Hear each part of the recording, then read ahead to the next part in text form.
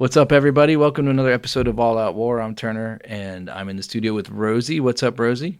What's up? And Rachel will not be with us for this episode because she's tending to her sick children, which is a noble thing for a mom to do. Episode number 130. Nice. 13. 13, that's right, 13. Are we Illuminati? Well, this is June 5th, so tomorrow's 6/6. It'll actually be put out through on 6/6. This is episode 130, so take that for what you will. What do you know, man? Hey, did you know that John Lennon of the Beatles tried to murder his mistress May Pang in 1973 after drinking? Really? Yeah, and misunderstanding something she had said.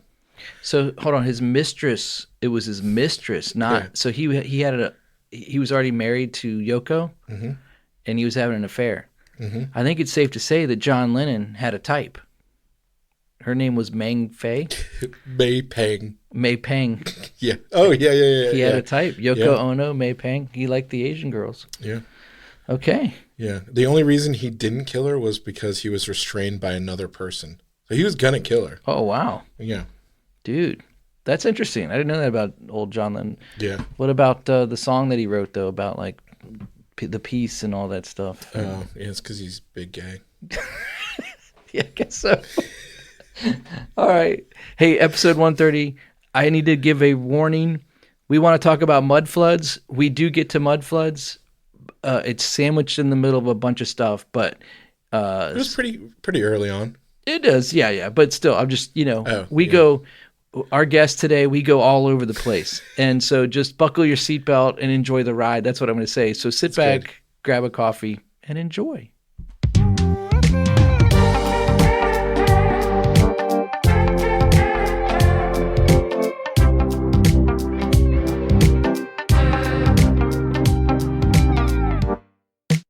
You're listening to the All Out War podcast.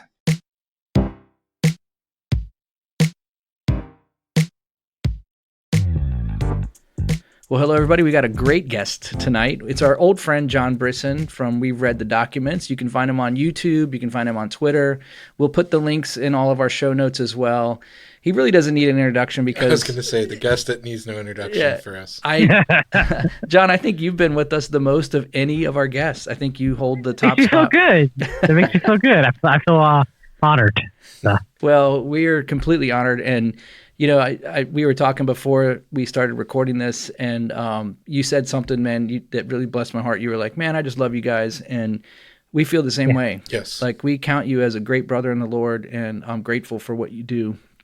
And so to have you here, it's just a pure honor. Yeah. Same here. Definitely same here, you guys. I was going to say, and it's funny that God let us use, because we connected via Twitter, just randomly, I remember. And all those years ago. And it's just been awesome since. So Rosie was the first to reach out to me on Twitter. He actually added me to a list of people that people should follow. And I was like, why is he yoking me up with a lot of these CMPers and Q-tards? And then I was like, oh, and then so I started like listening to y'all's podcast. I was like, oh, wait a minute. Oh, okay. And then you guys had me on, but it was funny. That was my first thought. I was like confused for a minute. I was like, what's going on here? And it was just Rosie just trying to be a bro, and it led us actually to become really good friends. And I can't appreciate enough for you guys' work, what you guys do, glorifying the Lord, and trying to spread the gospel out there and talk about current events and everything. Your show is a real blessing. Oh, thank you. Thanks, man. Well, we are gonna talk about mud floods. That's the topic for tonight. Which I called you probably months and months ago about this, and I was just confused. I'd never really heard about it, and I'm gonna just go on for the record right now. We're gonna get a review, and they're gonna say, "Why are these guys talking about this? They don't know what the heck they're talking about," because people always like to throw us under the bus with our reviews. But this is how I learn. I get somebody on who knows more than me, and I talk to them about it. So I may ask really dumb questions. I may make stupid, assessments. But I don't have a problem with that because I know you'll set me straight. So No, I'm not really sure about that, but I'll do my best. And there's no dumb questions. There's just dumb answers. Dumb people. No. So, but before we jump into that, we were just talking, Rosie, you were bringing up this emoji thing, and I was intrigued by this. I want you to share this. Would it be useful now? Yeah, just say it. I don't care. I mean, well, I'm trying to. Okay, I wasn't ready for it, so I gotta bring it all up. I also, while we're here, I just want to say hi to everybody on We've Read the Documents live stream. It's always a pleasure to be on with John. Yes, it is the backup channel, so there's only the diehards that get know of it because YouTube gave me a strike because I've been very naughty, they say. So. Well, you can't please everybody. No. The diehards are what it's all about anyways. That is true, yes. The OGs that have been with me and stay with me. So yeah. So did you find fun? Okay. So I was going to say, I feel this is just one thing, and I brought it up, was talk before the show. We were talking, and John said that I apparently had talked about that I'm currently in this line of thinking, and it actually does kind of tie into mud floods, hidden technology, all that kind of stuff. But so I've been on this kick, and I was turned on to, not in that kind of way, but I was put on to this track. I've been thinking a lot about how technology, and I was going to say it's very funny.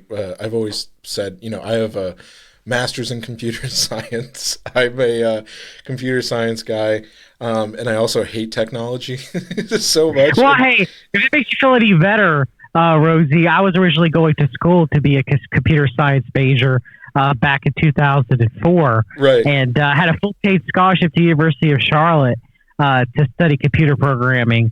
And I had a mental breakdown because my father died that year and had to drop out of college and never went back to it. But I tell you that I would have not made a good computer programmer because I dislike higher level math so much, right. And it was very important with computer programming, calculus. I myself am a Luddite, man. I try to use as little technology as humanly possible for what I need to do because I just really despise it. Yeah, no, I'm with you in that exact same frame of mind. I was always going to say my goal is to work in a technical field so that I can afford to live without technology. Like that's the goal. Yeah. Is I'll use my brain and then leave it so I can go home and go Uncle Ted mode in the the cabin without all the bad stuff. But anyway, so I was this introduction to emojis. So this is kind of just an out there thing that they wanted me to talk about, so I had to pull it up. But so I am not propositioning this, putting forth this idea that emojis, like the little smiley faces and all that stuff, are demonic sigils. So that's this basis. I'm not the first person to come up with this, but it's amazing. So a little bit about everything, and this is someone can look into this more, but it's very some weird coincidences and stuff. So emojis are put forth, there's a standard organization, and they're called Unicode, which is just this global organization that I guess kind of manages what emojis are as a standard, almost language. You can think of it as a language because it is a language, especially how they're used now.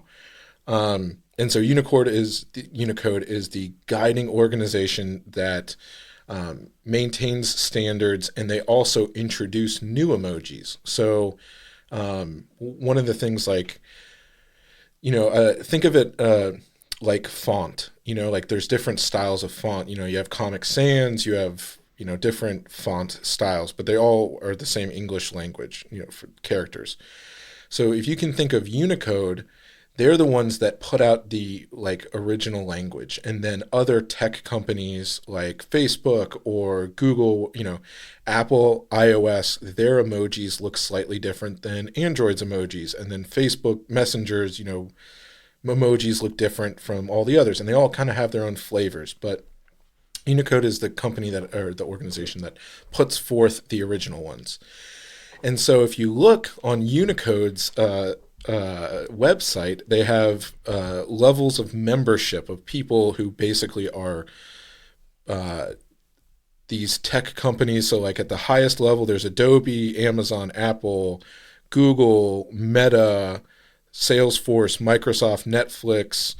And then the next one, so these guys, all those full members, and the next membership below them, which is where I'm focusing in on, are these are organizations that all come together and come up with what the new set of emojis are. And they, they'll introduce new emojis, how we hear about it every couple months now or years or whatever. They all get approved by this company, or this organization, sorry. And so one of the organizational members is the Ministry of Endowments and Religious Affairs for the country of Oman. So that's a very weird, again, these guys are voters. So they're sitting there. So representatives from the country of Oman, the Religious Affairs Ministry, are sitting there with Facebook execs, Netflix execs, coming up with what the next emojis are going to be. So they get to basically put what emojis are. So that's all settled. Now we're going to go back to, did you find the verse? Or were you looking up in the Bible or? No. Oh, okay. So sorry, I wasn't. No, it's okay. I wasn't sure if you were doing that or not. But basically, Oman is the current country or place where the Queen of Sheba in the Bible actually comes from. And there's a very small little verse where she goes and meets with King Solomon. And in that verse, it says basically like she came and he gave her everything she was looking for, and she went, back to Sheba or wherever. There's this whole other thing that maybe that was the sun, but just for the sake of this theory, we don't care about the sun. But everything that she wanted, he gave her. So then there's this whole esoteric tradition, and correct me if I'm wrong, Turner or John, but Solomon, so there's this esoteric book of magic and everything called the Lesser Keys of Solomon. And that's this magic book with, magic with a K at the end. And in it describes how, here, this is a demon, and it just goes through, it's a book of demonology. And basically this book is a guidebook to, hey, if you want this demon, this particular, pee-pee poo-poo, the demon of, toilets or something like that, and you want this demon to haunt someone, in their toilet or whatever. I'm just coming up with some. This is his sigil, and a sigil is just like a marking or some kind of symbol, sigil, same, kind of for the sake of this. And this is, if you use this sigil, it actually helps, gives you power over this demon. So that's this esoteric hidden tradition of Solomon that goes back in the Bible. I got a little bit of information on that real quick. Okay, yeah. Rosie, so the Testament of Solomon is a pseudepigraphical composite text ascribed to King Solomon. Of course, we don't know, the Orthodox Jew or Christian, believes it regards it to be scripture. Right. It's written in Greek language. It had discussed Solomon gets this ring that he gets from Michael, the archangel, with the seal of God on it in the shape of a pentagram, which allows him to command demons to be able to construct a temple for him. So that's kind of where that comes from. Right. Yeah. So again, this is I found the verse. And there's supposedly a story in the Babylonian Talmud where Solomon enslaves Ashmandi, prince of the demons, to build a temple. Yeah. I remember hearing that. Yeah. So, 1 Kings chapter 10 is Queen of Sheba. Okay. It's in. I'm just going to read. She said to the king, verse 6, she's visiting King Solomon. She said to the king, the report I heard in my own country about your achievements and your wisdom is true, but I did not believe these things until I came and saw them with my own eyes. Indeed, not even half of what was told me in wisdom and wealth have far exceeded the report I heard. How happy your men must be, how happy your officials who continually stand before you and hear your wisdom. Praise be to the Lord your God, who has delighted in you and placed you on this throne of Israel, because the Lord's eternal love for Israel, he has made you king to maintain justice and righteousness. And she gave the king 120 talents of gold, large quantities of spices and precious stones. Never again were so many spices brought in as those of Queen Sheba, who gave to King Solomon. Hiram's ships brought gold from Ophir, and they were brought with great cargoes of alumgug wood, ALMUG wood. So I don't know, alumga wood. and precious. I don't know what that is. Yeah, pronounce it better than me. Yeah, the king used the wood to make supports for the temple and for his royal palace, and to make harps and lyres for the musicians. So much of that wood has never been imported or seen since that day. King Solomon gave the Queen of Sheba all she desired and asked for besides what he had given her out of his royal bounty. Then she left and returned with her to her own country, her Retune. Why is it so hard for me to read? I don't know. Retinue. Rentu? I've read this Bible many times. I don't know. I've never seen that word. That's crazy. Well, thank you. Yeah, so I wasn't speaking. So Solomon, he did give her everything. Okay. So back to the, basically this whole thing, there's this tradition of Solomon controlling demons, all this stuff, blah, blah, blah. The Queen of Sheba goes back and to go with this hypothesis of mine or whatever. So she got access to Solomon's book of, whatever demonic things. And now the country of Oman is still using those same sigils and everything. And they're actually sitting on the board making decisions on emojis. And the other thing is, if you look at, there's places you can look online. I've looked them up, but if you look at sigils from the actual book of the Lesser Key of Solomon, and you can go find corresponding emojis that look almost identical. Like, they're not identical, but you can look at it and go, oh, okay, look. That looks like... This looks like a laughing face. This looks like a crying face. This looks like whatever. So basically, hypothesis schizo rant over is that Solomon, esoteric, weird, Enochian demon magic or whatever is being used by tech companies. And whenever you use emojis, you are summoning a demon. That's the long of it. There's a ghost in the machine, like Satan drives artificial intelligence. Yeah. Type aspect to this. I mean, it is pretty interesting. It's an interesting hypothesis, especially with the Kingdom of Oman. That makes absolutely no sense whatsoever. Right. We have Christopher Nolan's work with Lucifer's Technologies, and I don't agree with a lot of stuff Chris says, but that specifically I do find quite interesting and kind of agree with him that since the L. Ron Hubbard, Jack Parsons, Mystery Babylon working ritual to bring the Star Child, the Moon Child, which may according to my friend Epic Journeyman, maybe could have been Michael Aquino. I just read something about it being Trump because his that's after the Donnie Darko research on Twitter, I think. Oh, was it? Okay. His Twitter, maybe. I think he's posted something about it, or maybe it's some of his work. I don't remember. Okay. But the Ghost of the Machine thing, that's a big debate right now. A lot of Christians are trying to figure out what limitations do demons have in regards to technology. Like, if you've worked at a church ever and worked behind the sound booth, demons. Yeah, my real. Good friend does. Right?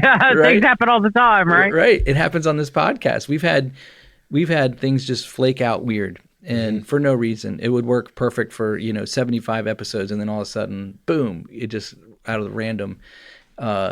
So I don't know what the limitations are. I don't know if what we're building in technology is creating vehicles for these demonic forces to inhabit and be able to move through without actually inhabiting a person. I still think AI is a demon. I think we're summoning a demon. Probably. I don't see why you wouldn't. I mean, you're giving your control of your life up to something. Yeah, and we were talking about this earlier, and John, this peak technology, and I think that might have been a Michael Christopher Knowles.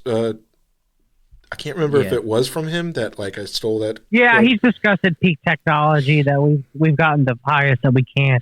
Yeah, because we got the switch from I think it's transistor to capacitors, right, from the fallen angels through the Babylon working ritual.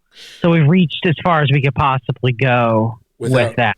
Yeah, and that's like the whole thing is they always talk about, or a lot of like tech people, or the whole big thing with artificial. So this is what I would posit, but with as far as AI right now, and this is a very, very, very oversimplification of what it is, of how machine learning and AI works, is just branches of decisions that the computer makes, and so it's always confined within the set of parameters that the computer programmer initially sets it up with.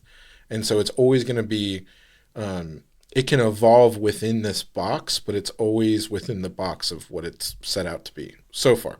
And I think that's why we'll never have like what they talk about, artificial general intelligence, this one where it's, able to be smarter than humans and it has creativity.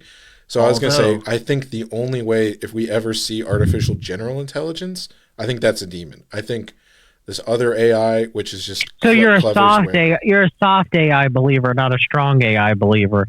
That since human beings are programming artificial intelligence, it can never go have a greater capacity than our own brain or own thoughts, because the program can't become greater than more the maker. advanced than the programmer. Right. Yeah. So I agree with that. I would say too. I saw a news report just this weekend that there's an AI program that invented its own language, and the programmers don't know what it's saying. Yeah, I think that was a chat bot that happened a couple of years ago. I remember it was like they put these two bots together and they started talking, and then they came up with their own language. And no one knows what it is. They don't know what they're saying. They don't. Yeah, I think that's creepy. Yeah, but yeah, it's like two demons like, Joe, what's up? Right, yeah. It's like, Henry, hey. Yeah, I mean, I think like that kind of communication. And I mean, the other thing is when you see all these technologies that are currently being used with like, everything goes back to like, I effing love science and like all this stuff, which is totally just like this weird Gnosticism. It's a religion on its own. It's all this stuff. But there's no like pure science anymore in the sake of like research of what it used to be. Like all the great scientists throughout history were all Christians, and they were trying to, what we call science. All these guys were, for the most part, Christians who were just trying to explain, that's what we're told at least. But yeah. You think Newton was a Christian? I don't know. I'm just saying, but at least they were, they had some semblance. At least we were told the scientists, at least, the science, it was trying to explain God's creation and as humanly possible. Where now science is completely, not completely, but most part has, the scientists have removed themselves from God the Father and Jesus Christ, that they're more, they reject it outright, and they're like, we could do it ourselves, Right. Yes. Not understanding they're, working with the father of lies. They're working with Lucifer for their, as Paul would say, their science so falsely called. Exactly. Yeah. Yeah. So let's talk about science for a minute. Let's talk about history. Let's talk about Good segue. Yeah, let's talk about mud floods, because that was what I wanted to bring you on to talk about. So, John, give us a brief, quick synopsis of your understanding of what mud floods are, and then we're just going to go back and forth and talk and ask questions and do it like we've been doing. Okay. So do you want what they claim the mud floods are, and then maybe where this information became common modern discussions? Like, I guess I could start with. Let's talk about the different, because I think there's probably several different ideas of what mud floods are. I mean, the main one that's pushed out there specifically was that there was a worldwide cataclysmic event that ended up covering the world and burying it in mud. So they either say that it was triggered by some sort of worldwide flood or some sort of worldwide kind of like a volcanic eruption or kind of a bit of mud, for lack of a better words, and kind of it covered the world, and the world was buried in mud. There was a previous civilization that kind of blended in the whole Tartaria, and with the mud flood type narrative. And so that's basically when they discussed the mud flood, and the reason why you have these buildings that kind of seem like they're built on top of buildings, which really they're not. A lot of it is just, those windows being so close to the ground level is quite common of basements. Now some people might argue that, basements are kind of like ways for the buildings to breathe, or for ventilation, or for, a lot of those type of buildings just have boilers down there, or later gas pipes, and so most of that stuff can just be easily explained away as that, instead of believing some grand belief that the world has been covered in a layer of mud and we decided to build on top of that layer of mud. It almost kind of it reminds me of the same no trees on flat earth type theory, being very similar to the theory of the mud floods. But a lot of it came from that whole Mud Fossil University YouTube page that showed up about 5 years ago. So let me just jump in real quick. I want to help the listener that doesn't know what mud floods are, what we're talking about. There are theories out there based on evidence that they claim would prove that there was some sort of worldwide, as John said, cataclysmic event that would have caused buildings to be covered over halfway and things to be covered over. And we're not talking about the flood out of Genesis, the original flood. Or are we? Or are we? Because then there's a whole nother caveat to this where some would say, yeah, that's from the original flood. And this is what I was shooting with Rosie. I was like, well, what if what they're seeing with these mud floods is actually from the original flood, that the Lord flooded the earth, and then sediment just rested down. But before he flooded the earth, we know that the population was anywhere between 4 and 7 billion people. So it was close to where we are right now. So why wouldn't they have civilizations built up that wouldn't be completely destroyed? And so maybe I think it might be to kind of just take a step back to people who are not familiar with this. Yeah. Because we're talking about mud and we're talking about buildings being topped up buildings. Basically what this spurred on, and by Mud Fossil University, Stolen History, like all these guys, they're going in. Antoli Flamenco, New right. Chronology, which if you're a Christian, you can't believe in Antoli Flamenco, because he says that Jesus Christ wasn't crucified at Golgotha, but instead was, at 33 AD. He was crucified in Turkey. Hundreds years later, right? So if you're a Christian, you right then and there, if you believe in the Bible as God's word, and you're born again, you throw flamenco out the window. Mm-hmm. Right, exactly. I agree. And so there was these people are putting forth basically. There's a couple things. I just saw a new video apparently that was supposed to just happen in Iraq, is basically during the 1800s or so. Basically, there's this lack of, one of the things is that there's a lack of photographs of cities with a lot of people in it. So all these cities, like that, photos that were taken at the 1800s and mid 1800s, there's not a lot of people in these cities. And then there's just these huge buildings that what we would call like of Moscow. You'd see all the buildings there, but there's no people. And then there's pictures of people, with just mud roads and everything like that. And then there's pictures of people digging underneath this huge, pile of mud everywhere in the city, that there's buildings and there's structures and there's windows and all this stuff underneath the mud on top of these buildings. So basically what they're saying is like, this is this whole population thing, but basically when we're talking about the mud floods, we're talking about cities and this architecture, and this whole mud flood theory is positing that there was some great cataclysmic event that killed everybody, and then, or a very small number of people survived.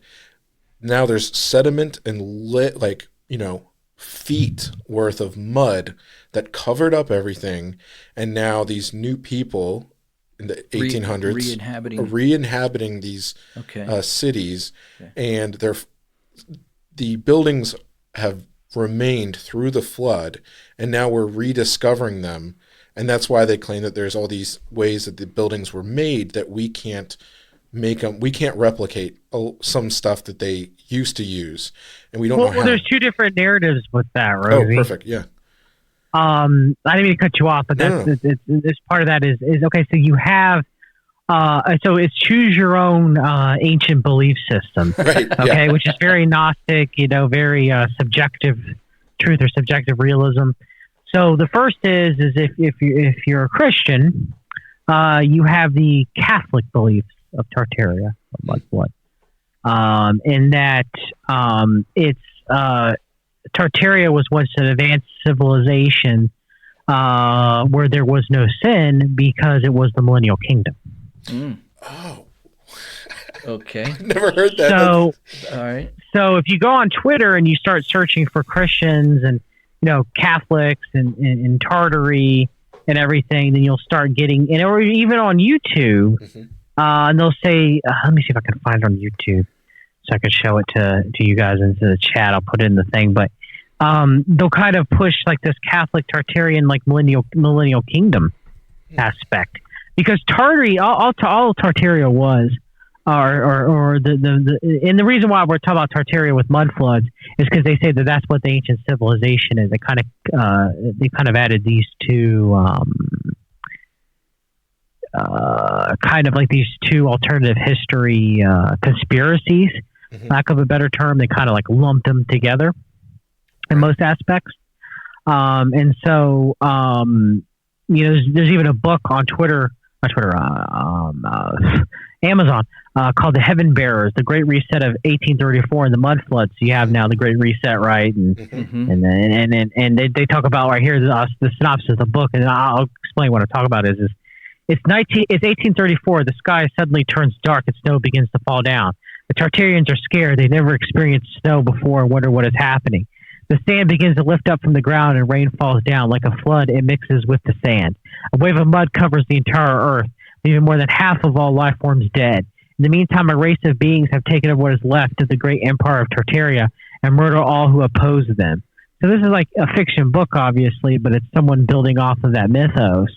And so you see there's two different mythos of Tartaria. So one is kind of like this Catholic, Tartaria was a millennial kingdom aspect. And then the other is the New Age aspect of Tartaria was like kind of like Atlantis or Lemuria, where it was this advanced civilization with magic, and it was peaceful, and there was no war, and it was, a love and light society. So you kind of have like those both narratives being pushed out to, if you're a Christian, well, come be a Catholic. I mean, the millennial kingdom is already over with. I mean, it's a full preterist at that point. Okay, and then if you're a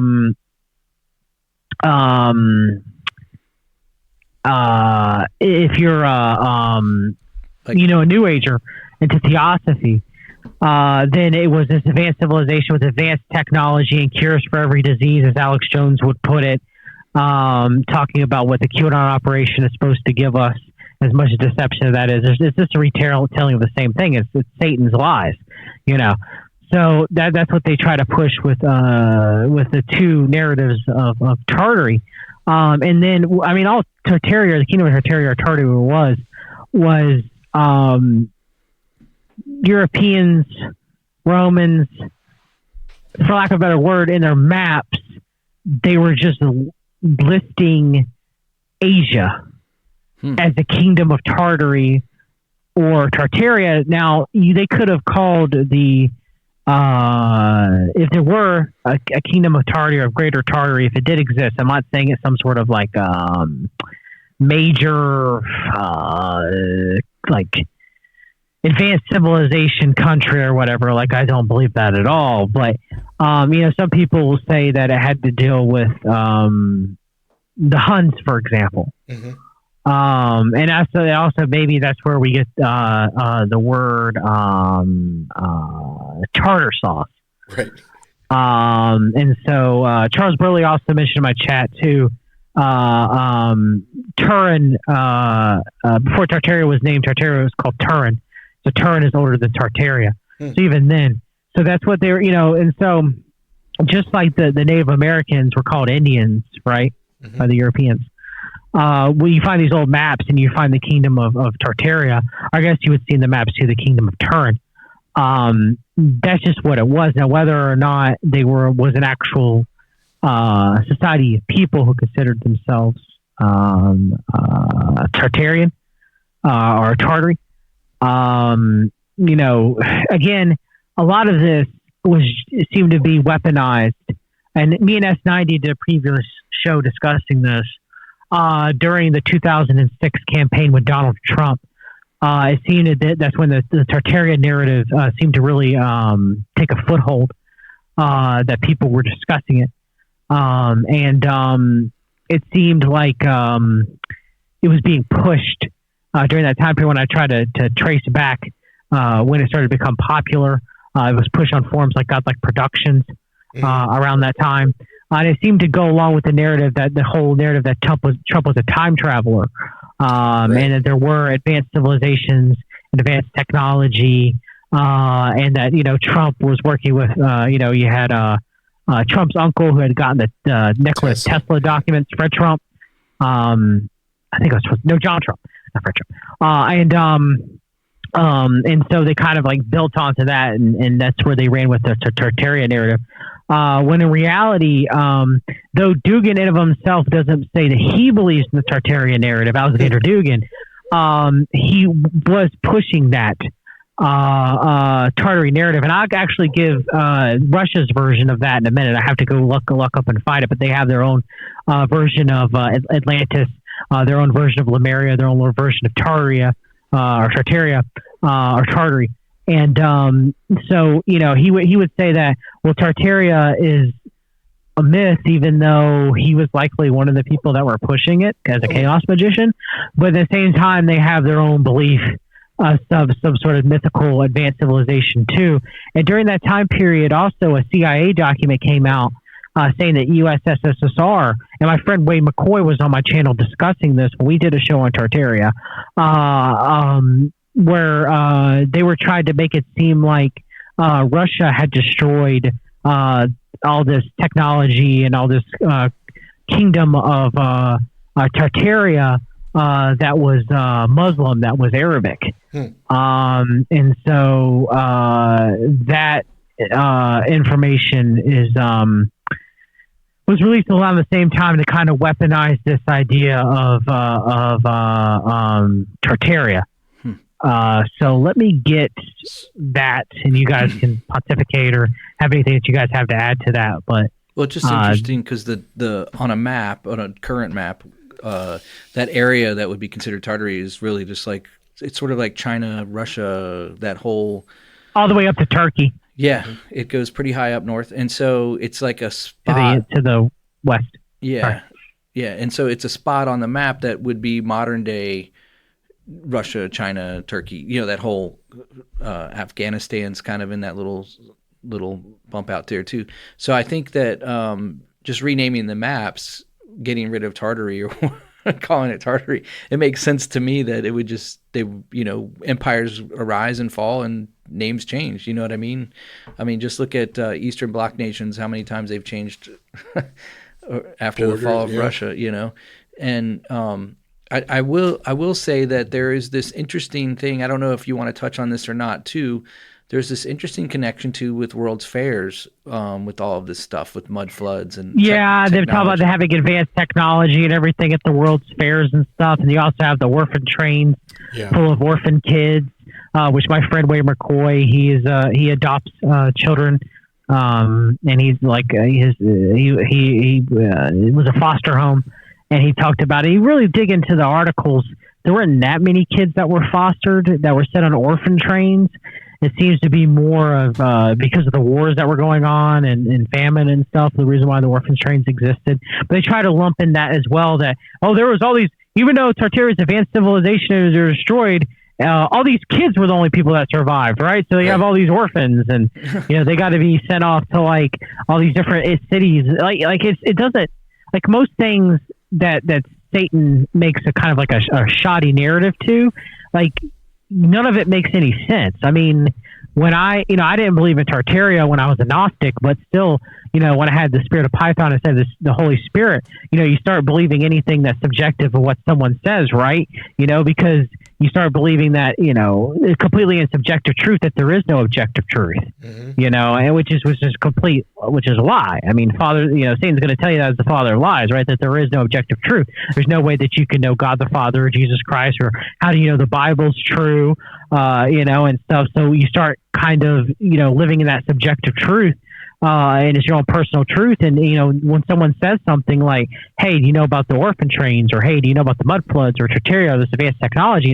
You're like, yeah. Instead of, you have the Holy Spirit to be like, oh, wait a minute, something doesn't add up about this, because it kind of conflicts with the Bible in a lot of ways, or completely. Well, yeah, that was going to be my next statement, was that, in Genesis chapter 9, when the flood has already happened and God, speaks to Noah after he gets off the ark, he gives him a covenant that he says to him clearly, I will never flood the earth again. And as a sign of my covenant with you, I will show you the rainbow. And so that's why you see rainbow flags everywhere in June, all around, because everyone's remembering the covenant that God made with Noah, right? Isn't that what's happening? By kissing dudes. Yeah, it's a way to pervert that, isn't it? Yeah. Well, yeah, for sure, 100%. I was being sarcastic, but if God is true in His word, which He is, then we know that the worldwide cataclysmic event of flood would not happen. And I don't know how people get around that. You mean a second one? Right, it'd be a second flood. Yeah, how would that even work? If God said no. It's not a flood of water, Turner. It's a flood of mud. Yeah. Okay. Oh, yeah. Sorry. You got to be careful with those mudslides. I mean, California is just getting hit with them all the time. Good. I'm trying to. Hey, now. There's some brothers and sisters of Christ out there in California. We don't want to just take it to the ozen completely. They are. But we can just to California, though. Yeah. We want you, all you Christians that are actually in California, move. Then we can pray for the judgment of fire to come down and burn it all up. I'm trying to find. And of course, Charles Burley mentioned in the chat that Tartaria theory is a weaponized of Turk radical theory history by Russian intelligence services, i.e. Dugan. And yeah, me and S90 went over that in the part 3 of my Atlantean Great Reset versus the Continental Great Awakening series on Alexander Dugan. Granted, I didn't mention the Turian aspect of it. I didn't actually look into that. But we did talk about how it was radicalized in a lot of ways by people like Dugan to kind of elevate Russia as being kind of like this perfect advanced society. Mm-hmm. Yeah. I'm trying to get their version that we talked about of Atlantis. I'll get... while you're looking up that, there is this interesting thing that so basically, like, how this all kind of came about is, the circles that we're in, all of a sudden, I've heard about mud floods, all this kind of stuff. And I started like looking into it a little bit more, listening to it, podcasts, watching video, like Awaranon's classic, 6-hour videos on it. And what was interesting is, oh crap, what I was going. Oh yeah. So how it ties into everything, and with this, Alexander Dugin, I'd never even thought about that, but it makes a lot of sense with his pan-Europeanism, or whatever he calls about it. Yeah, with that. The idea of, what was the USSR, and, this whole pan-Europeanism. And one of the things about just very, clearly is that's a globalist thing. Like in the sense of it's a global, they want this large one where they don't have if you're a nationalist, which, I'm an American, well, I'm a Christian nationalist, but that happen to live in America. But I'm a Christian, and I'm not a globalist. I don't know any other way to say it, but I'm trying not to say any keywords. But you're not a dominionist, though. No, they want to say you're dominionist if you're a Christian nationalist. No. I'm just a Christian. And you're kingdom first. Yeah. Kingdom first. Not kingdom now. But, not kingdom now, kingdom first. Yeah, because I was going to say, just for anyone that's listening, we've criticized the founding of America, all that stuff, quite a bit. So, not that I don't love America, but no. Guys are making me lose my train of thought. But it's okay. It's okay. But the whole idea of like this advanced civilization is, even if we're going to take it from, the biblical thing, not the biblical thing, but the closest biblical analogy to something like if Tartary was actually real is Babel, like a global civilization that, was the only reason that they were doing that was to overthrow God. It was a mockery of God, of creation. Yeah, Nimrod. Nimrod, right, exactly. So, again, we've done episodes on globalism. So this whole idea of, because there's this other, the idea of Tartary is that in other countries as well, there's a great emphasis placed on the architecture. That's why we're talking about the buildings. This thing is that,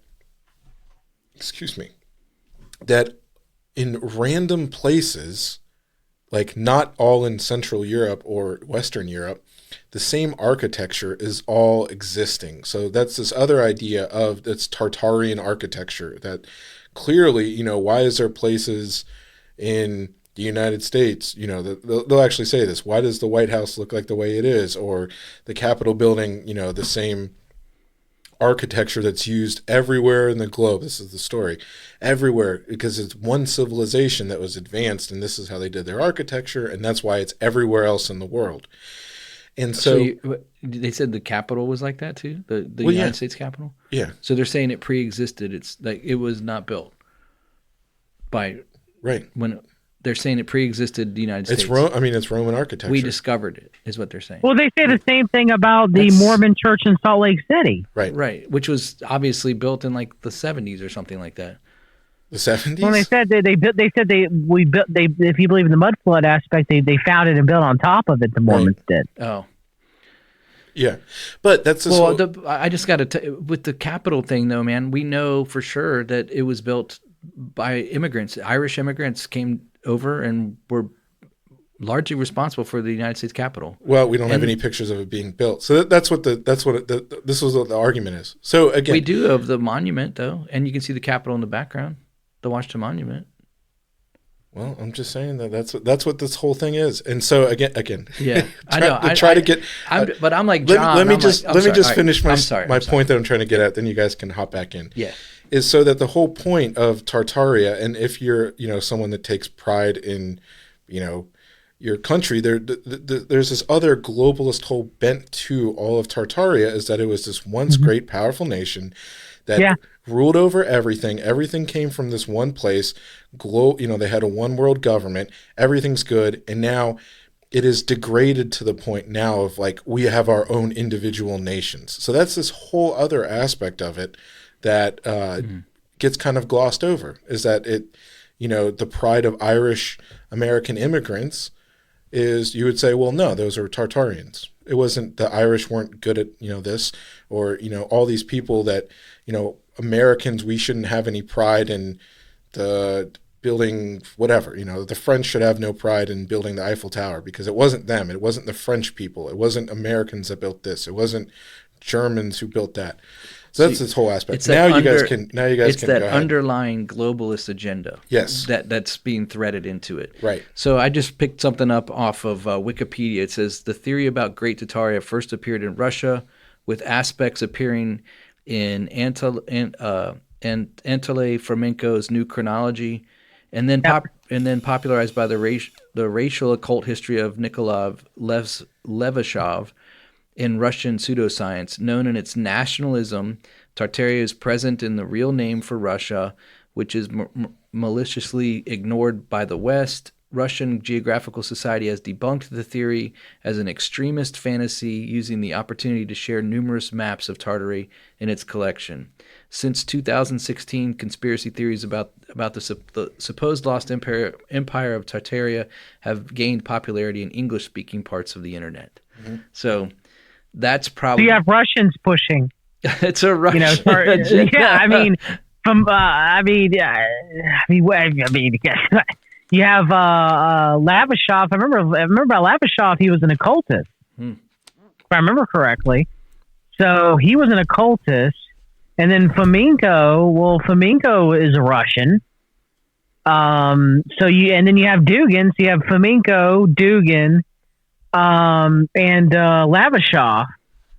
So they're pushing, kind of like this globalist,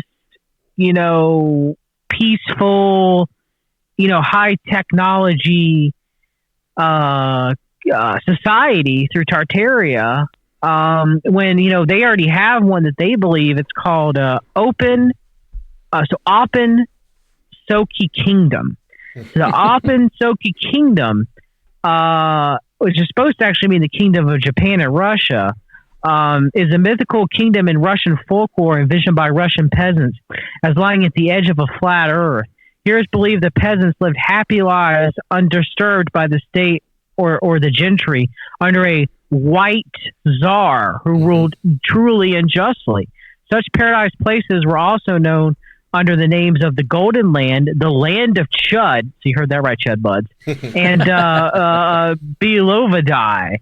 So it's kind of like this myth, and also interesting enough here, it says, the myth of the utopian kingdom of old Russia is similar to other myths of earthly paradises out of sight but possibly reachable by the right courageous explorers such as Shambhala and El Dorado.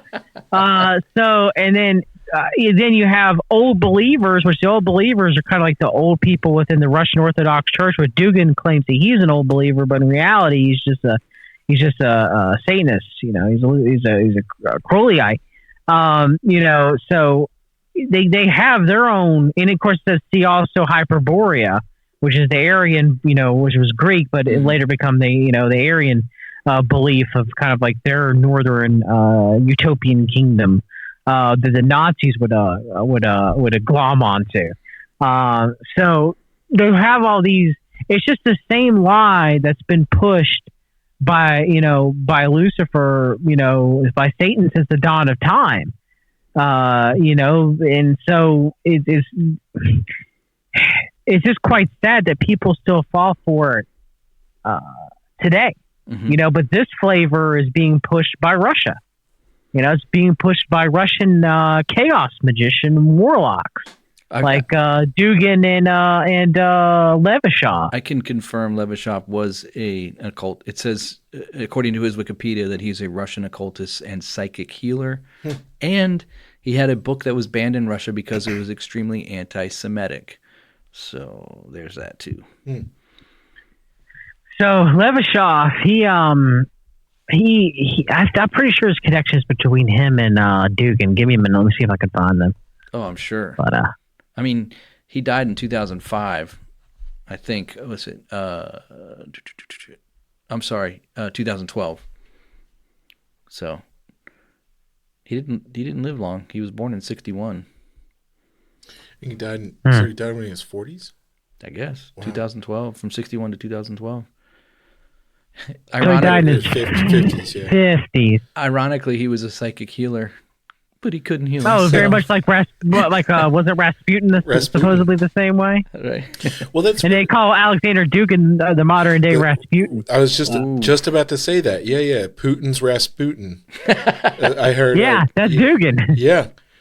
So, John, what you're saying then is that basically mud flood theory and all of this stuff it's kind of sweeping the conspiracy community, the truther community, if you will, right now it's been launched out of Russian cultist globalist agenda.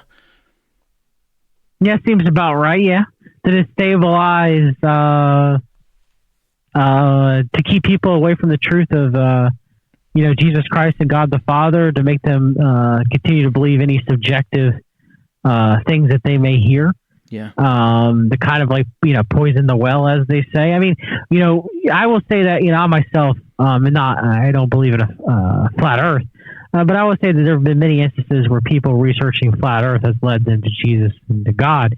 I haven't came across a single person researching Tartaria that led them to God or Jesus. So to me, this seems to be a very strong satanic deception that's rooted in Russian occultism and perpetrated by Russian occultists like Dugin and Levashov. And I'd even actually almost say Antony Fomenko is, but Fomenko may have more of a KGB guru rub to him. Kind of like an academic, but controlled by clandestine organizations rub to him to kind of push this as well. And you had certain, quote unquote, bad actors in the truth community pushing Tartaria as well, including John Irving, who Jan tried to present himself to be a Christian. Yeah. And you there, buddy? Yeah, you guys talk for a minute. Hold on. Okay. By the way, I just looked up Fomenko. He's a Freemason, and is he? Yeah, it says that he's a Russian or Soviet Russian conspiracy theorist, mathematician, professor at Moscow State University, well-known topologist, and a member of the Russian Academy of Sciences.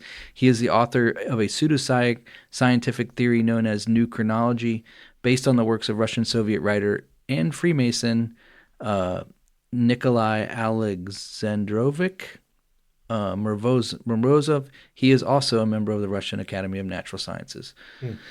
So and Morozov, yeah. It says he was a Russian communist revolutionary who spent about 25 years in prison for revolutionary activities against the Tsarist government.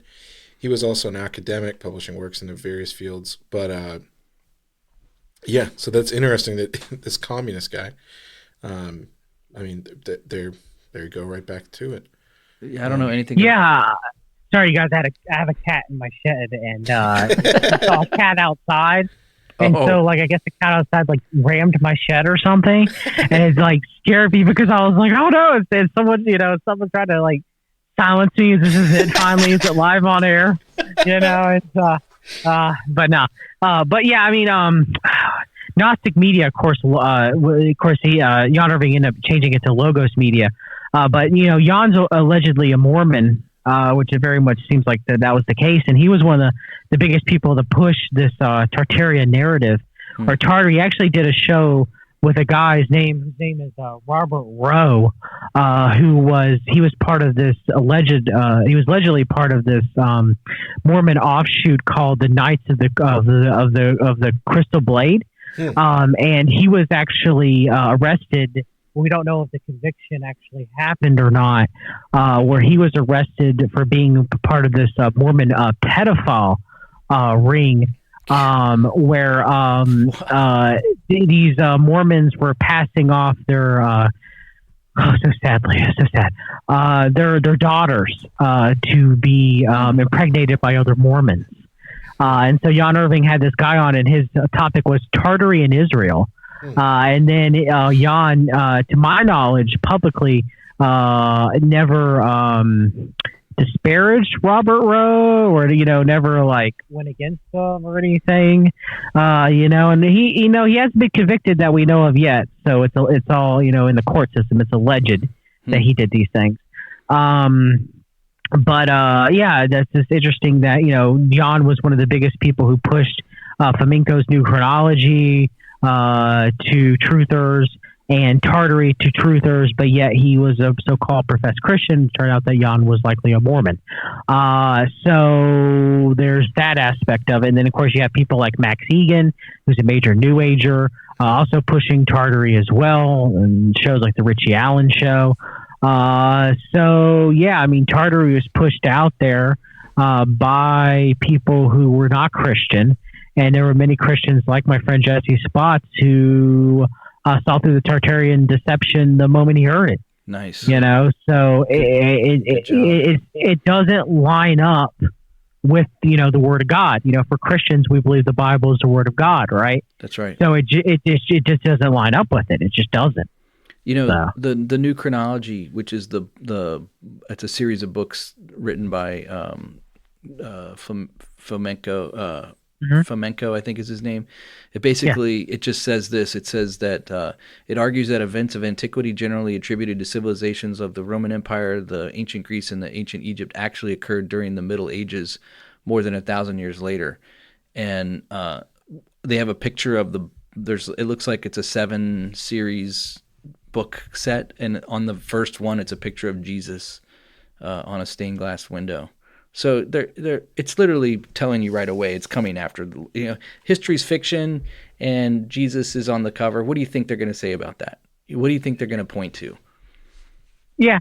So, I mean, the whole Tartary narrative that Jan also pushed as well, of the Mongols and the Huns, and that Genghis Khan, because you have the old legend about John Prester, and the Mongols converting to Christianity. But if you really research that, they just kind of treated Jesus as a shaman instead of the Son of God. So it's kind of like an ascended master type aspect. So the Mongols were not the largest Christian empire that ever existed. Some people consider them to be Tartary.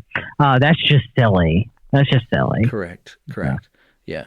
If it had, we would see evidence of that today, in China anyways, If the Mongols became believers. Now we say, now there's true that Korea had a population that was very opening to the Word of God, and actually before the Korean War, capital North Korea, Pyongyang. I can't believe I can't pronounce it all of a sudden. Was actually known as the Jerusalem of the East, and that's why Korea has such a large Christian population, or such a large Presbyterian population. I learned that from my friend Derek. But yeah, it's quite true that Christianity was able to take a strong foothold in Korea. Compared to places like Japan, where they pretty much killed any missionary that sailed to the island. So, yeah, that's interesting though. This is, again, maybe going in. Maybe we can say this is settled, but that was just an interesting thing that you brought up. And I remember you did just kind of going off this whole the differences. Is it the Unification Church? Was the Moonies, or they came out of Korea, didn't they? Or were they? Yes, they did. Yes, they did. River Sung Mung Moon, right. And Miss Moon, Mother Moon, and the Unification Church. Yes, they came out of Korea. Mother Moon. But I love it. Maybe this is a question you may not know, but it was just interesting when you were talking about that. Was because they're one of the biggest, I mean, probably by membership. Well, I was going to say, aside from other maybe religions that we would call cults, but they're the biggest that is genuinely recognized as being probably a cult from everyone outside of it. I don't know anyone that would say that the Moonies were not a cult. Well, there's a lot of CMP evangelical Christians that yoke themselves up with the Moonies, like Tim LaHaye, that never thought they were a cult. So. Oh, Tim LaHaye from The Left Behind? Oh, God, yeah, very much so. He took moon money to help form the CMP. And Jerry Falwell took moon money to save Liberty University. Liberty University would have folded if it wasn't for the generous donations of the Reverend Sung Ma Moon and the Unification Church during the mid-'90s. What? Wait, what? Yes. Oh, yes. I got the document. That's why I love you, John. Yeah, that's wow. Okay, I was gonna say. I'll Google the picture right now. Falwell smiling with a crap-eating grin on his face. Shaking the Reverend Sung Mo Moon's hand. Wow, it's How much was the donation? Yeah, do you know? Hundreds of thousands and millions of dollars, somewhere around there. Yeah. Well, yeah, that makes sense. I was gonna say it's. I was gonna say. I want to continue down this because you just opened something that was awesome. But I was just wondering if it's interesting. Do you know of any Japanese semi-Christian, quote unquote, religious cults, or do you know if it's only just when you were talking about the difference between how Korea handled Christianity versus Japan? I was just saying it's interesting that I've never heard of any. And this doesn't mean anything, I want to say Aum Shinrikyo was the largest, the most publicized cult from that I can think of. They're from Japan, but they were in no way Christian or had any basis of anything like that. But do you know of any? I don't know. There's something interesting in a country that was more accepting of Christianity that all of a sudden they're going to have one of the largest. Christian quote unquote. And the Korean War happens, right? North Korea's cut off, and they're cut off from Christianity for the most part, and yeah. But any Japanese ones, not to my knowledge, no. I mean, Catholicism got a minor foothold in Japan, but to my knowledge, there is like a happy cult there, but I don't think. Yeah, they still are largely unreached. Yeah, for the most part, yeah. And they're also one of the most high-tech countries in the world. Right. As far as technology. Wow. It all comes back. But that's so interesting. Yeah, Happy Science Cult. Which, interestingly enough, about the Happy Science Cult, me and S90 need to do a show of that on my channel. Just like how the Unification Church is completely yoked up with conservatism and evangelicism, both false evangelicism in the United States. The Happy Science Cult is just as much connected to modern day American conservatism. Wow. Yeah, because I was going to say, isn't there a couple questions? Is it the Washington Examiner, the Washington Times? The Washington Times are owned by the Moonies. The Moonies. And then there's the what's the Epoch Times? Epoch Times is the what are the ones that are being the Chinese, the Uyghurs, right? Epoch Times, the Falun Gong. Falun Gong, that's right. And okay, that's interesting. But was there, maybe correct me if I'm wrong on this, but there is this, is it the son of Sung Myung Moon that started? It's like the church of like guns and conservatism. It's the AR-15 cult. Yeah, right. That's right. The Rods of God. What is it called? Sean Moon did it, but it's the Rods. The Rod of Iron Ministries. That's what it is. AR-15 cult. Yes, it's been on Steve Bannon's show quite a few times actually. Like unironically, like being there to like add commentary. Oh wow! It's out of Tennessee. Yeah. Oh wow! Okay. They have a retreat center in Tennessee. Well, I mean, look, so have you guys ever heard of the Unity of Peace? Once a year conference that the Moonies have over in Korea. Do you know who spoke at this last conference? No. Donald John Trump, Mike Pence. I can get the list for you. Well, I feel like I remember back before the election, there was something going on with Trump, and he had some Moonies come, a Moonie come up, or maybe it might have been Mother Moon came up and did something. There was one of his rallies. There was something that involved Trump. What was it down the mall? And it was like this big spiritual thing that they did a couple years ago. And I think Mike, or what's the general that's New Age? Flynn was there. Yeah, Flynn was there. And I feel like there was a Moonie there too, and they were like praying, leading the people in prayer. 20th anniversary of 9/11. Oh, is that when it was? Yeah. It said the Rally for Hope, was yes, Rally for Hope. That's what it is, not peace. Yes, yeah, yes, that's what it is. yeah. And it said it was on the it was on the 20th I anniversary. covered last year's Rally of Hope. So that was I think been infiltrated as well by Moonies. Well, it's run directly by the Unification Church. There you go. Yeah. So wow.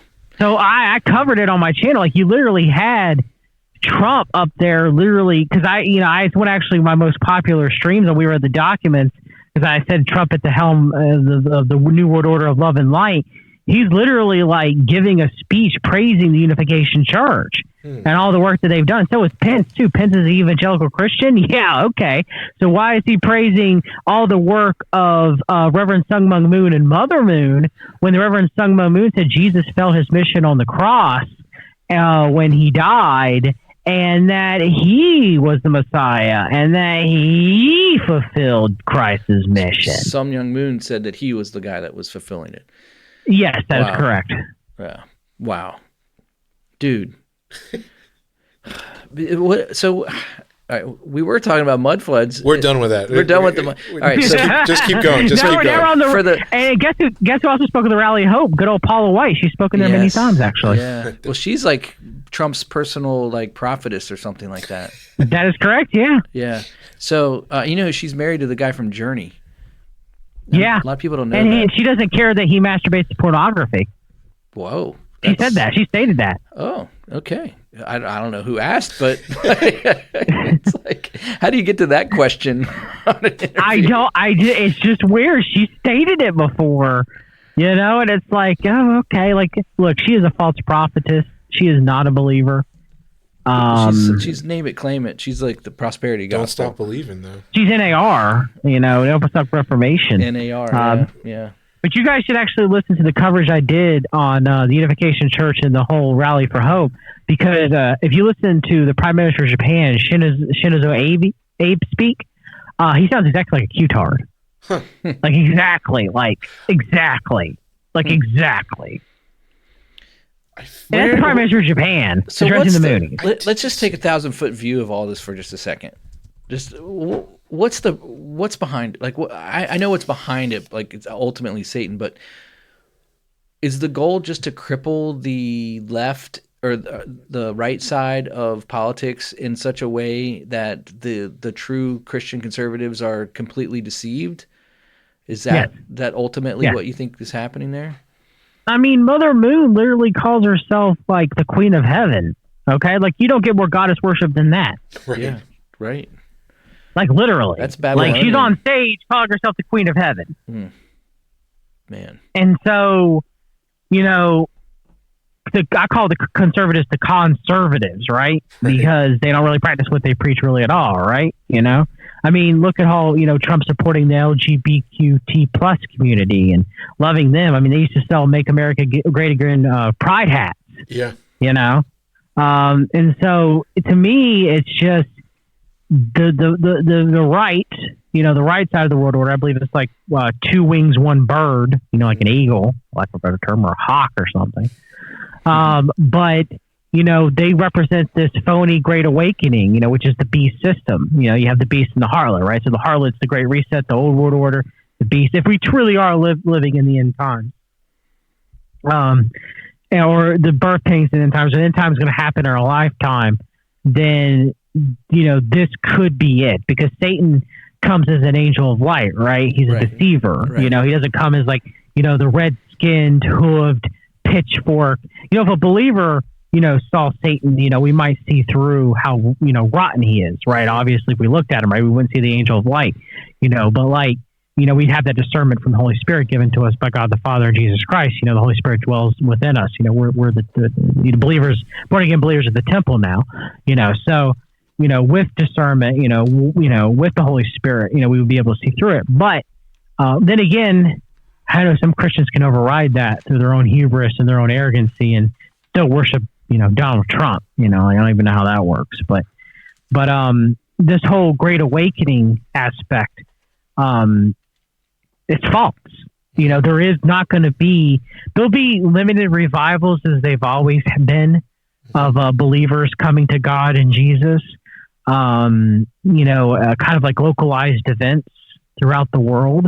But as far as one last great awakening where, the Dominions say we build Christ's kingdom down here on earth for him as we take the 7 mountains back, that's what this false conservative, that's what this, beast system of love and light, that's why, Pence, you ask the average, conservative or conservative Christian or Christian, hey, what do you think of Mike Pence? They're going to be like, oh, well, he was an evangelical Christian and he said a lot of great things and he represents me. But then again, he's on stage with the Moonies praising how great the Unification Church is and how great the Reverend Sung Moon is and all his work and how great the Mother Moon is, right? So to me, that's double-mindedness. That's serving 2 masters. And the Bible says you can't serve 2 masters. You either serve God or Satan, right? So to me, it seems like that Mike Pence is not an evangelical Christian. He is not born again as he proclaims to be, and in fact serves Satan. And I know that's going to upset a lot of people hearing that, but there is no other way around this. In the modern digital age that we live in, it would take 2 seconds to Google what the Unification Church is and what they believe. Yeah. 2 seconds. There's no excuse. This isn't 40, 50 years ago. Okay, I don't even excuse C&P, Tim LaHaye, or Falwell or any of them either. They exactly, through all the research I've done, knew exactly what they were doing. But it's sad. As we know through the writings of the Apostle Paul, God can use these fallen deceivers to lead people to him. And he has. And there is a certain amount, as Paul said, we should rejoice for that because, though we should disdain the false teaching that these people do and hold them accountable, we should also rejoice that, God will use that because God will use, the evils that Satan does, ultimately, eventually for his glory. So there have been people that have been brought out of this false teaching who have came to Christ, who have came to God, and we should rejoice that. So it's sad that that's the state of Christianity or that's the state of conservatism in America right now, but it is what it is. The moment you find out these people spoke at the Rally of Hope conference and are praising Moon and the Unification Church, that right then and there should you be enough. Anybody who voted for Trump right then and there should never vote for the man again. He's spoken at the Unification Church conferences twice. So Trump's either idiot and doesn't know who they are and he just does as he's told, or he's in on it. Yeah. And either way, he shouldn't be president. Right. And look, I can't stand Biden. Okay, it's sad. The old man's got advanced dementia. Lord knows what else. He's just being puppeted out there by the world order. The old world order, he's just being puppeted out there. Sometimes I actually do feel bad for Biden.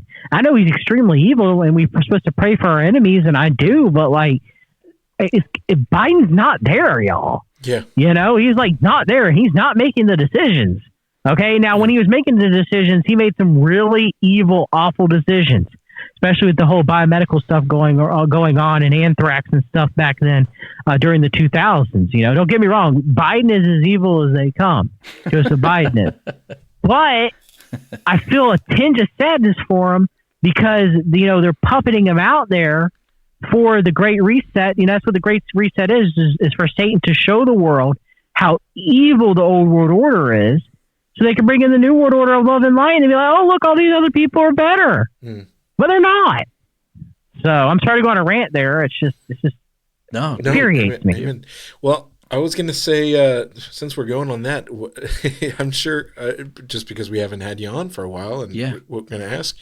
So I've had my position has been very, I was going to say controversial, especially with, some of my friends. I'll say, well, we heard John Schweppe, on the podcast. He's, in DC working at the think tank,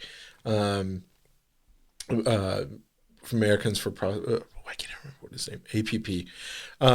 But anyways, so I have this has just been my own thing that I don't think Trump's going to run again. And I got some further confirmation recently, but I've always stuck by that ever since probably 2020 or something like that. Pretty early on. And oh, really? You really don't think he's going to run again? I don't. And maybe we can talk off air, but yeah. Okay. So I was going to say, yeah, but I think, I don't think he's going to run again. That's been my position for probably the last 2 years. But Well, just state it. What? Just state what you think. I don't think Trump's going to run. That's what I've said. Well, okay.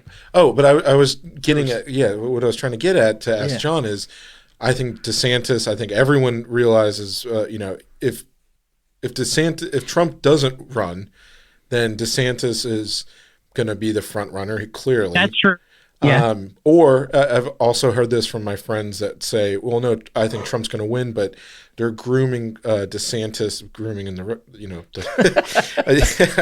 non-pedo the way. non-pedo way, to be his vice president. I could see, I don't see anyone else that would even be close for a candidate for the vice president. But I think DeSantis is going to run as president. Trump's not. I was going to say my little caveat, secondary thing is I could see Trump running for governor of Florida, and they do kind of like a switcheroo. I could see that. I don't put too much, I wouldn't put money on it, but that's kind of what my gut is telling me. But what about DeSantis? What do you think about DeSantis? I know this is kind of opening it up, but that's what I was trying to say with, we haven't had you on for, since we've been talking about all this stuff, but since we're already smashing idols that people might have. Yeah, there you go. That's one of my favorite things to do. Yeah, exactly. So what about DeSantis? What do we, is there any weird Mooney stuff with him, or what's your read on Is he a him? Freemason? They're trying to keep Ron as clean as they can keep him. Yeah. From a biblical worldview, we need to realize how many godly kings were there in the Bible. Yeah. You had David. Two. There was two. Hezekiah. Hezekiah count? Who else am I missing? That was it. I think out of all the judges, they had like 2 judges and 2 kings. That was about it. So if that's the case, then we can't expect any of these presidents to Right. I mean, let's be real here, So with DeSantis, I remember I have to go back. I have to go back and actually flesh this out. But I remember Days of Noah going on about DeSantis' wife having connections to like the biomedical group and COVID-19 and all that. Kind of like the stuff that was coming out of that. So I need to go back and flesh that out. But I remember listening to that initially when he was covering it, and that stuff being pretty solid. In the way that, Ron, they'll say, well, Ron's fighting against all this stuff, right? And yeah, but the kind of like the way he worded some of the legislature, which I read it myself, was, I guess, necessarily COVID-19, but what about COVID-23? Right. So there's that aspect of it. They've tried to protect DeSantis as much as they. I really think Trump's going to win again and run, like win, like flat out. He's going to run and win. I really do believe that's going to happen. I'd like to hear off air, and journalistic integrity. I'll keep it between us, obviously, off the record. But I'd still like to hear. But I mean, I think that's probably what's going to end up happening. But DeSantis is a darling. People love him. He is Catholic. Mm-hmm. DeSantis is. I'd have to really start digging. They've kind of kept him kind of out of the limelight. Right. But supposedly there are some connections between Casey DeSantis, supposedly, and a lot of the biomedical stuff with COVID. So that definitely needs to be gone. And, I have to contact Days of Noah and be like, hey, what do you got? Give him credit, obviously, and go from there on that aspect. But they've kind of, I guess one of the biggest things with Ron is he's very much yoked up with Chabad Lubavitch, the ultra-Orthodox kind of Jewish nationalist cult. Mm-hmm. So he's very strongly yoked up with them as governor of Florida. And he actually had, when they had that Florida apartment complex that fell, interestingly enough, they had IDF and police from Israel come over and help with that. Yeah. Out of all the countries, that was a little odd to me. Do you want to hear the other odd thing about that? Sure. Do you know who was in that building when it collapsed? Other than John McAfee? John McAfee was supposed to be there, but there was two countries that were going to move to their own cryptocurrency, digital currency, and move off of the Federal Reserve currency. And one of them was in that building. The president of that was in that building when it fell. and the other one had died. The other guy had died mysteriously like a week earlier. You mean they were staying in the building? Or Yeah, what? yeah, Oh, interesting. yeah. That's odd. I don't have- was it the president? Was it the president of one of the? Did he die? The president died, or he was staying there before it happened? He died. He passed away. I'm trying to think of the country. It was I mean, it was one of the Latin America, Honduras. right? Yeah, right? It was like Honduras, maybe, or Guatemala. No, because one of the countries ended up. Let me see here. So Florida. See if I can find it. Yeah, I'm looking at it. Too. But it was quite interesting, though, about the whole Israeli connection there and how close, Yeah.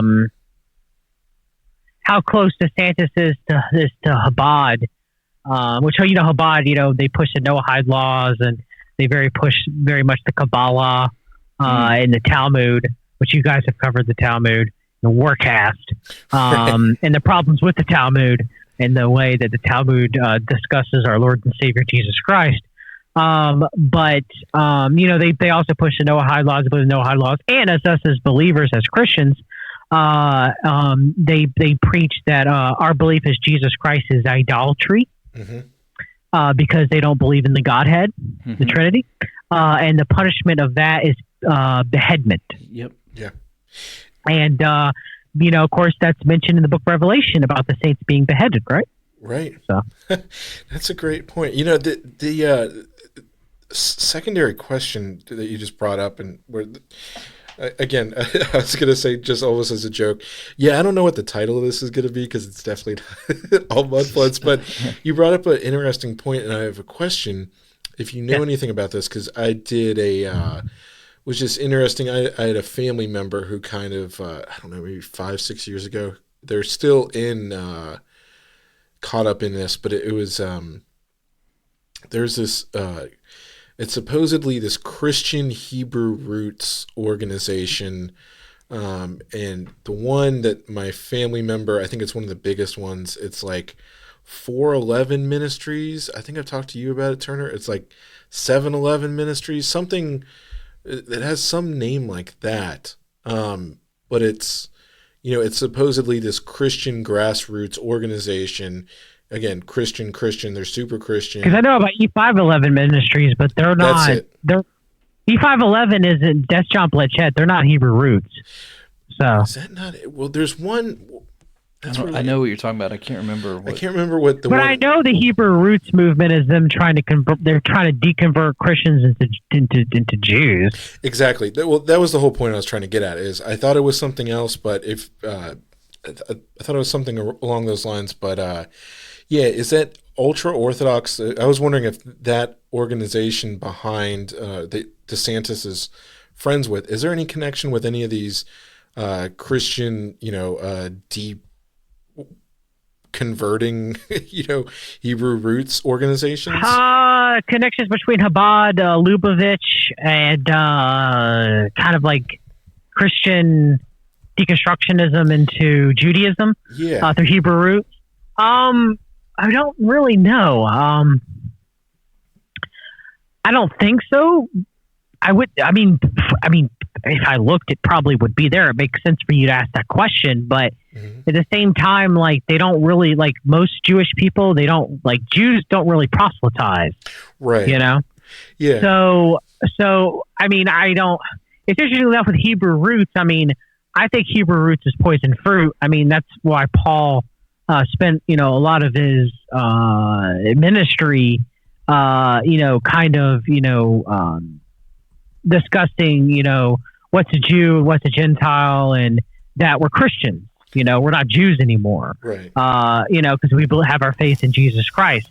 And that, and yes, the Gentiles are grafted in, to the promises, don't get me wrong. But most of the time, what I've seen from Hebrew roots is once people start falling for, what is considered like the Hebrew roots type beliefs of kind of like returning to like Jewish type, like Old Testament beliefs, like keeping the law. Of course, if you keep the law, you're judged by the law, right. So I don't think you want to do that. Or keeping the feast, which keeping the feast isn't necessarily, I know a few born again Christians that keep the feast, and if that's what they choose to do so to honor God, then so be it. As long as they stop there and they're not, trying to go kosher or keep the law, But sometimes, learning about the feast and keeping the feast can lead to that if you're not careful. So it's kind of the Hebrew roots is kind of like returning to. It's Judaizing is what it is. It's returning to the biblical roots of Christianity, which they'd say is Judaism, which, there is some truth in that. However, I myself am not a dispensationalist. I'm more of a replacement theology, for lack of a better terminology of calling it that. And, I believe that God has kept a remnant throughout history. And those people who are born again, who make up that remnant of people, are people who were saved by grace through faith. Paul was the Judaizers and the Hebrew roots people, they despise Paul. They that's where it first starts is they disdain Paul. They hate him.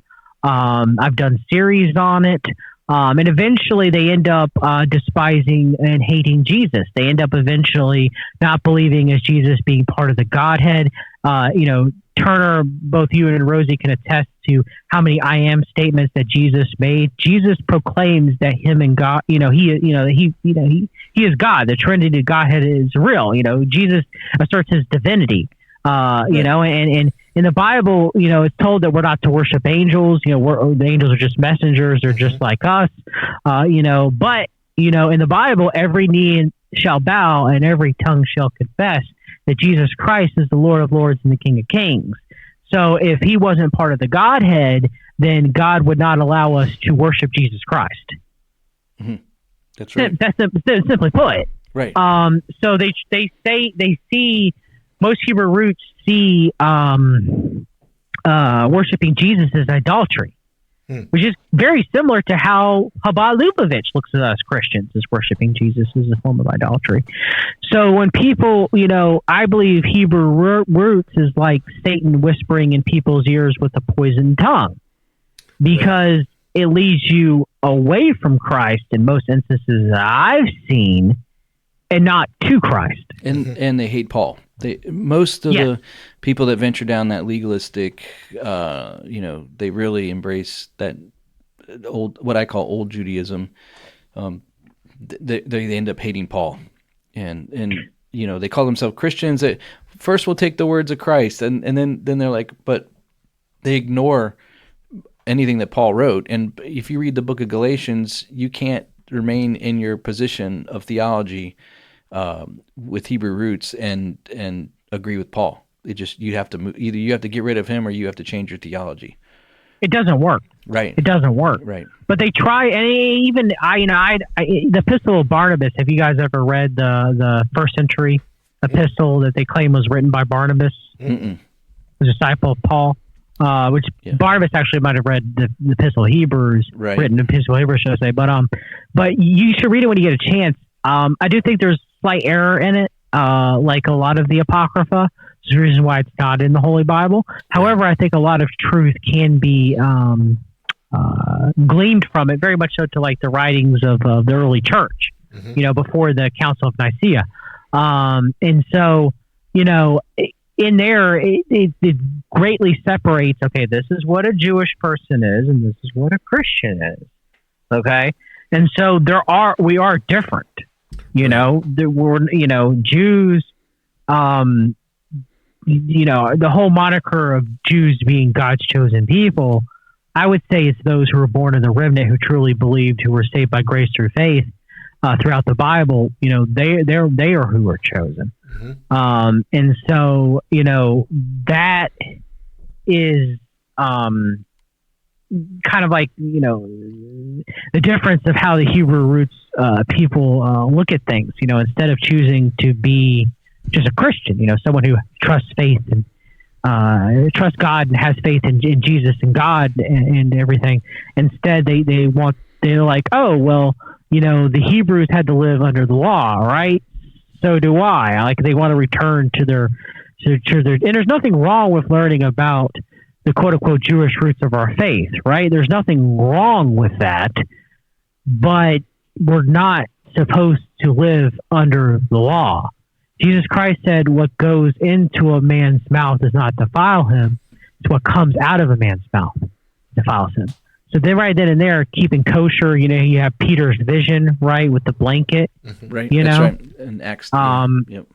Yeah, I mean, we don't, right then and there, we don't keep kosher. Right. And it's not that God changed his mind or anything like that. God never, it doesn't happen, but it's there's different. Christians have the full reveal of the covenant. Yeah. It's the full, complete picture of it. Right. Of course, dispensationalists to say we're under a different age. And so since we have the full revelation of the covenant, we know that for example, for the Sabbath, if you choose to keep the Sabbath to glorify God, you can do that. You can do that on Saturday if you choose to do so. But sure, forcing people to do that, is wrong. Because Jesus Christ is our Sabbath. We worship God every day as true Christians, as true born again believers. And Jesus Christ is our rest. He's the Lord of the Sabbath. So, yeah, we have a lot of listeners that celebrate the feast. In fact, at the time of this recording, tomorrow it's Sunday night. It's June 5th, right? Today 5th? Yeah. So I think tomorrow, June 6th, is Pentecost. So, according to the calendar. So a lot of people celebrating that. And I saw Which is the believers receive the Holy Spirit. Correct. Yeah, 50 days after the resurrection. So, and I think that, and there's so much more to it. We don't really, this isn't an episode about that, but, when you think about going back to DeSantis and he's got these connections with some of that stuff going on. Well, that was the question. So so I guess he does not, so he, as far as he doesn't have any connections with any Hebrew roots. He just has connections with these ultra hardcore super Zionist people that actually hate Christianity?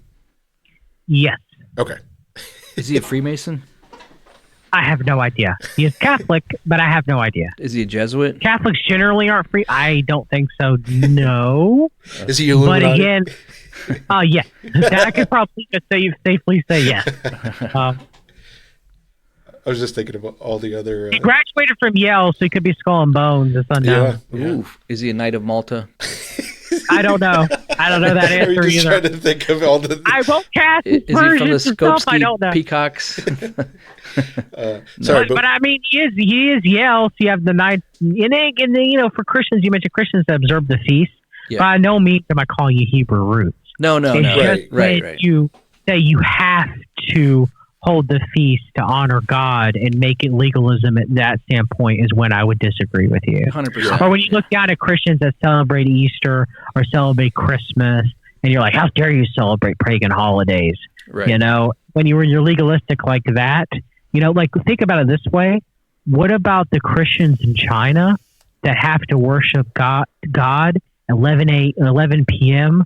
or 3 a.m. on a Tuesday morning or evening? Okay? They can't congregate on a Saturday or a Sunday because they'll be found out and killed and tortured. Well, come on. I tried to celebrate, the birth of Christ on September 11th this year, but giving presents on that day, people just really frown on that. But even I have a good friend who's done a lot of the research that really does point to December 25th. Oh, really? So I'll share that research with you. Who knows if September 11th is just because of the event of September 11th and stuff like that? Who knows if that's not some sort of satanic deception and Illuminati rub that Jesus was born on September 11th? Because I sure believed that when I was a Gnostic, Yeah. So. I mean, yeah. I was just making a joke, though, about... No, I know. Trying to be awkward. But I mean, there's a lot of people who believe that, though. Yeah, I know. No, I know. I mean, I would lean that way. We need to see. I was going to say I'd be very interested to see the research. Yeah, but I was going to say at the end of the day, like the whole thing is, even if maybe this is the whole thing with this is my view of, and you guys jump in if I'm wrong. The whole point we're making is even if it, like, the Saturnalia, like you worship like a sun god because it's on, the sun day and all this stuff, or Easter's a pagan holiday, and we did an episode on the Ishtar and the things behind it. At the same time, again, worship, even if it wasn't, even if December 25th, the day that we celebrate Christmas, was not the actual birth day of Jesus. You're not doing anything wrong by celebrating the birth of Christ on that day. Like, right. That's not evil. Yeah. That's not. I was just gonna say we can sum that up, but that's yeah. That's how I've I mean, that's the right way of looking at it, right? Yeah. I mean, what if you can't get to church on Sunday because you work on that day and you have no choice, and you go to church on Wednesday and they have Wednesday night services? How about you read your Bible every day and you worship God every day? Right. How about that? Exactly. I mean, I don't know. I guess some people get very upset about that. But I mean, I don't know. Am I looking at it right, or am I wrong? Yeah, no, Tomorrow, let me know. No, you're looking at it fine. I mean, look, we live in the age of grace. If you're a dispensationalist, this is the age of grace, the church age, right? So we're just speaking to everybody tonight. We've talked about I'm just making everybody mad. I'm just stirring it up. So let's do a Calvinist versus Armenians next. Oh, Armenians, let's go ahead and get that done. Yeah. Pre-mill, can post-mill. Christians have demons? Let's go ahead and do that one. Let's go ahead and make everybody mad. So. Oh man, well.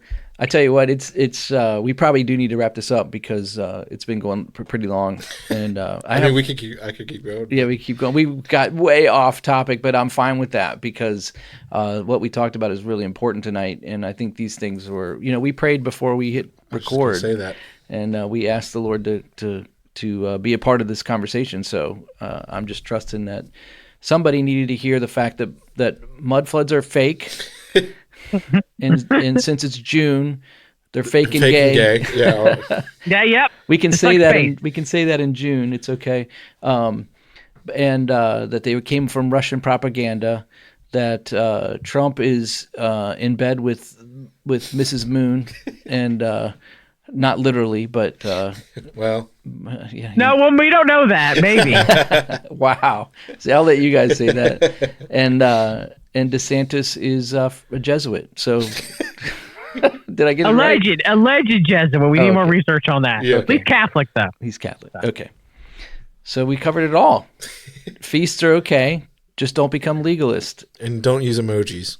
That's right. Yes, emojis are casting spells. I need to stop using them on Twitter like I do all the time. Yeah.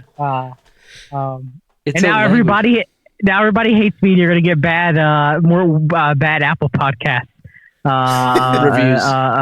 Reviews. They're going to say how mud floods are real, and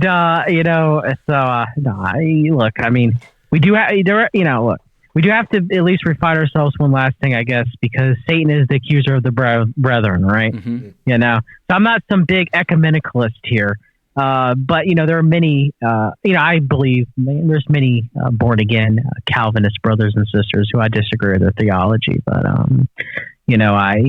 think they're saved. Mm-hmm. Yeah. So we got to stop being at each other's throats so much. Even I just spent probably like 45 minutes being at people's throats and getting people angry. But we are. I do it out of love. Okay, I don't do it out of hate. Absolutely. Or anger. Or try not to do it out of anger. And I want to definitely thank you guys for having me on. All Out War again. You're as Steven Crowder says, you're probably definitely going to get letters. So hey, direct those letters not to them, but to me. We read the documents at protonmail.com. There you go.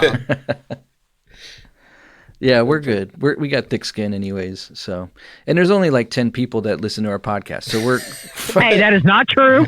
I am one of those 10 people though. Yes, you are.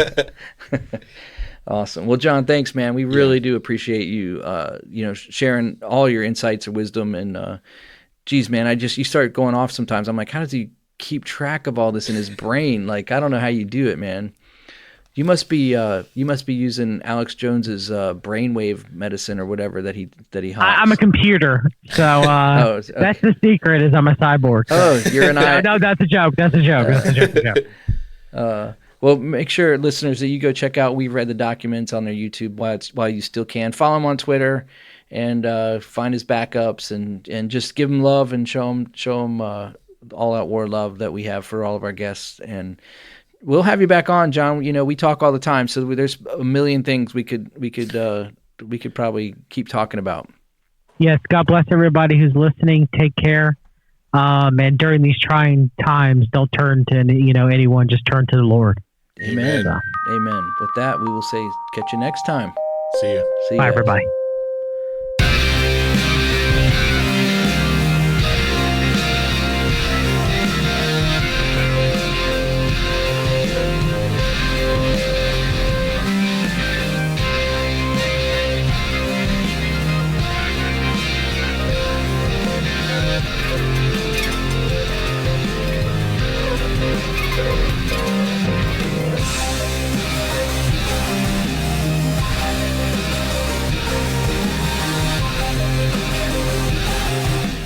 Thanks for listening to the All Out War podcast today. If you had a blast, then we'd love to have you back for another episode. So please subscribe and leave a review. We love to hear from you. You can also follow us on Instagram at All Out War Podcast or on Twitter at AOWcast. These episodes are also available on YouTube unless they contain a little too much truth. Thanks for listening, and we'll catch you next time.